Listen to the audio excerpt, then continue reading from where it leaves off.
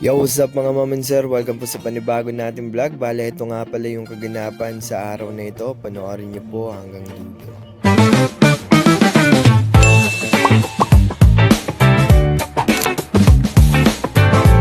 Ngayong araw nga pala nakaset yung plano namin para mag-evaluate at mag-set ng goal ngayong taon 2026.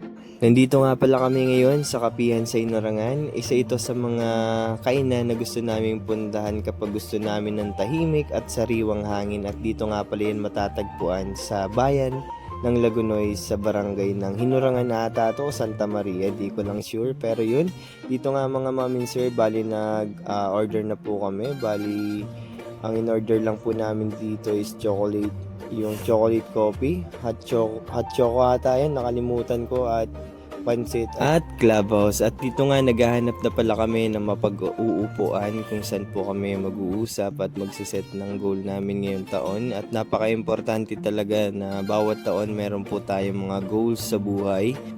Higit sa lahat, sa pagsiset natin ng goal, lagi natin hihingiin ang gabay ng Panginoon dahil siya ang tunay na may alam at nakakaalam kung ano ang mga bagay na makakabuti para sa ating mga buhay. So yan, nandito po tayo ngayon sa KSG, sa Kapihan sa Inorangan, kung saan kami unang date namin ngayong buwan. Tama? Yeah. Yeah, unang date namin ngayong buwan dito sa KSG para sa planning namin ngayong taon. 2026. Let's go.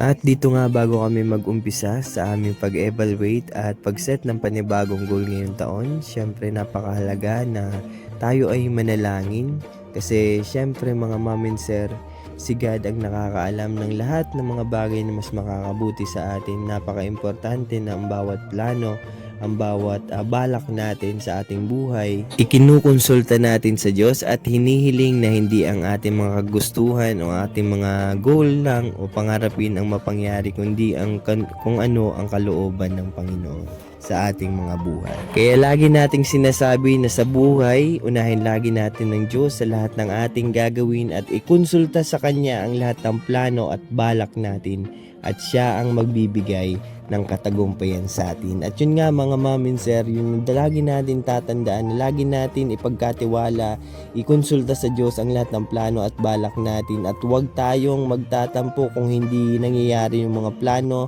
yung mga balak natin, yung mga pangarap natin sa buhay, dahil mas maganda yung plano ng Diyos sa mga buhay natin. Kaya yun mga mom and sir, lagi natin tatandaan na hindi nagpapabaya ang Diyos sa mga taong naglilingkod sa Kanya, sa mga taong inuuna siya. At habang binabalikan nga pala namin yung mga goal namin nung nakaraang taon, may mga bagay kaming na-realize na may mga nakasulat kaming goal doon na nangyari, na achieve namin, pero may mga goal din kami na hindi namin na-achieve na nakasulat sa goal na yon. Pero ang mas mahalaga mga mom and sir, may mga hindi kami ginol na nangyari sa taong 2025. Kaya yun, maraming salamat sa Panginoon. Kaya ikaw, kung hindi ka pa nakakapag-set ng goal mo, napaka-importante na isulat mo ang goal mo at ipagkatiwala mo sa Diyos kung ano ang mga goals mo sa buhay. At syempre, si Lord ang nakakaalam kung ano ang mas makakabuti para sa iyo. Kaya magtiwala ka lang, ikonsulta mo lang sa Kanya ang goals mo sa buhay, at si Lord na ang bahala sa iyo. Magtiwala ka lang. Yun, maraming salamat sa panonood. Don't forget to like and follow my page para sa mga upcoming videos na gagawin natin.